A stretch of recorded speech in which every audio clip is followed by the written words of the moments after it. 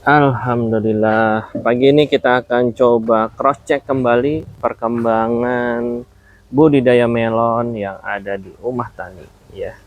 Alhamdulillah, hari ini sudah memasuki usia 28 HST.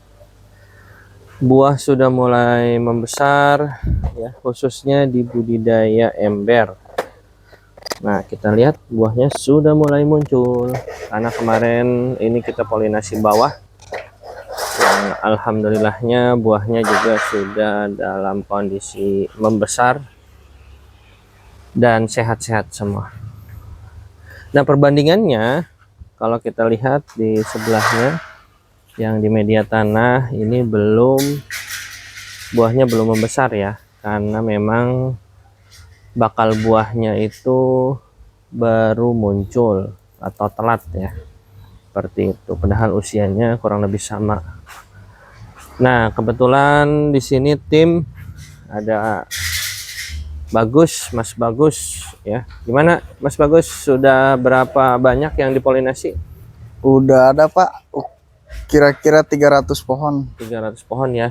Tuh. Ya, kebetulan untuk di greenhouse Umah Tani ini sekitar hampir 500-an ya. Hampir 500 pohon.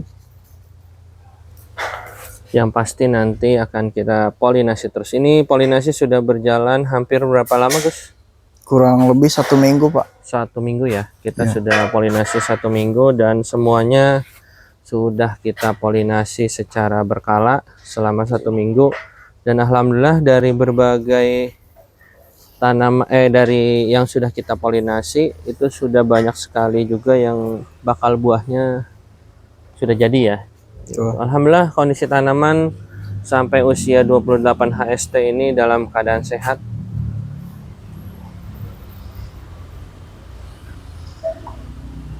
Hari ini masih terus polinasi, Gus? Masih Pak. Ya, Seminggu ke depan masih polinasi Pak. masih terus ya. Jadi Ya. pada intinya untuk yang di dalam greenhouse kita akan terus polinasi sebanyak mungkin supaya kita bisa memilah-milih mana bakal buah yang bisa kita ambil.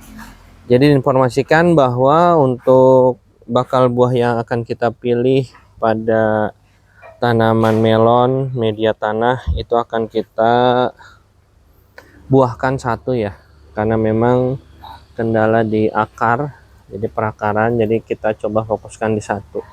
Tetapi untuk yang media menggunakan hidroponik menggunakan ember ini kita targetkan minimal 2 ya, dan untuk sistem macida kita targetkan minimal 5 ya.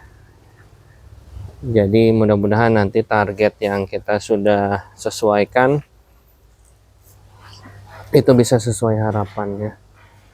Yang alhamdulillah semuanya dalam tanaman, semuanya dalam kondisi sehat semua ya. Ya, walaupun ada banyak hama, tapi insya Allah kalau kita rawat dengan baik, tanaman akan kuat ya, dan tidak akan terkena virus. Untuk cuaca hari ini sangat stabil ya. Ya, kadang panas, kadang hujan. Jadi yang pasti untuk tanaman melon di usia seperti ini harus terkena sinar matahari. Gimana tipsnya, Kang Bagus, Apa Pak? dalam proses polinasi? Mungkin yang pertama itu proses polinasi itu dilakuin kalau bisa di jam 6:30 ya Pak, karena 7. kita mengingat suhu dari greenhouse juga dan karena tidak ada sirkulasi angin gitu Pak, dilakukan penyerbukan manual. Dan untuk tips and triknya itu kita harus memilih bunga yang jantan yang baik Pak. Jantan yang baik. Oke. Jadi buat teman-teman yang sedang mau mencoba budidaya ya, ini di video-video kita yang sebelumnya juga sudah kita share bagaimana sih perawatan golden melon atau budidaya melon di dalam greenhouse ya. Karena kita harus teliti dan telaten ya pastinya dalam budidaya melon ini. Nah, kalau kita lihat di sebelah sini, ini kita menemukan satu oteng-oteng ya, kalau orang sini sebutnya oteng-oteng. Nah, ini adalah hama dari tanaman melon, yaitu oteng-oteng. Kalau ini kita biarkan, dia akan merusak ya tanaman melon tersebut. Kenapa? Karena dia akan merusak daun atau memakan daun dari si melon. Setelah itu mengganggu proses fotosintesis ya. Jadi teman-teman, kalau menemukan binatang ini segera harus kita tangkap langsung ya. Seperti itu. Jadi untuk mengatasi hama yang ada di greenhouse, kita biasanya sambil berkeliling sambil menangkap hama yang sekiranya bisa kita ambil ya. Kalau kita gunakan pestisida, ini khawatir mengganggu penyerbukan ya, karena memang kita alhamdulillah selama penyerbukan tidak pernah atau tidak kita gunakan pestisida ya. Jadi disarankan tidak menggunakan, karena di dalam greenhouse itu bisa berakibat fatal ya jika sirkulasi udara di dalam greenhouse-nya tidak baik ya, atau tidak jalan seperti itu. Tapi kalau misalnya sirkulasi di dalam greenhouse sudah sangat baik sirkulasinya, itu bisa digunakan. Tapi karena di sini kita tidak menggunakan blower ya, kita hanya menggunakan greenhouse-nya saja, tidak menggunakan sirkulasi udara yang baik. Nah, berarti kan kita harus hati-hati dalam penggunaan fungisida dan pestisida ya. Ya, selama tanaman ini aman, kenapa harus kita gunakan gitu ya. Ya mungkin dari beberapa teman-teman ada yang menyemprotkan pestisida atau fungisida dalam dosis 1 minggu sekali, tapi memang kalau di sini kita biarkan saja. Mudah-mudahan sih tanaman sehat. Nah, yang pasti dalam penanganan untuk menghindari pestisida atau hama-hama dalam greenhouse, pasti kita harus bangun ekosistem yang baik di lingkungan sekitar. Contohnya apa?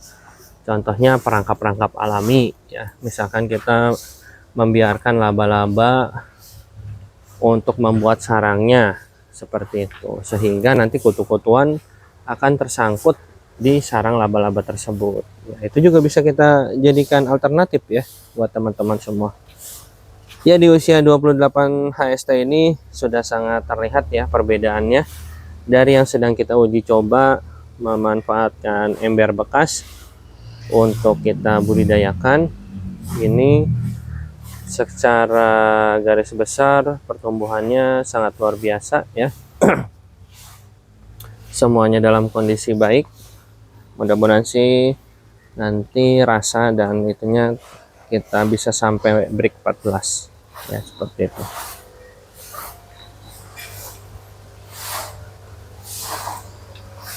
Nanti setelah kita coba polinasi semua serempak ya, nanti akan kita coba buatkan beberapa alternatif lain ya. Kita akan pilih buah sesuai dengan yang nanti akan kita pilih ya, seperti itu. Nah, ini yang Machida memang beda beberapa hari ya, tapi secara pertumbuhan dan bakal buah sudah mulai muncul. Mudah-mudahan sih aman semua ya, dalam kondisi aman seperti itu. Dan Machida yang di depan juga sudah mulai akarnya sudah mulai muncul banyak ya percabangannya. Yang pasti mudah-mudahan nanti buahnya juga bisa maksimal. Oke, itu yang bisa kita share pada kesempatan video kali ini. Mudah-mudahan bisa bermanfaat buat teman-teman semua. Yang pasti jangan lupa like, comment, subscribe channel Umah Tani agar kami bisa terus berbagi pengalaman, berbagi inspirasi seputar pertanian, perikanan, dan juga peternakan. Yang pasti salam lestari, salam berbagi informasi. Yang pasti kita harus bisa berkreasi dalam situasi dan kondisi apapun itu. Oke, terima kasih buat teman-teman semua yang sudah menonton. Sampai bertemu di video selanjutnya. Thank you.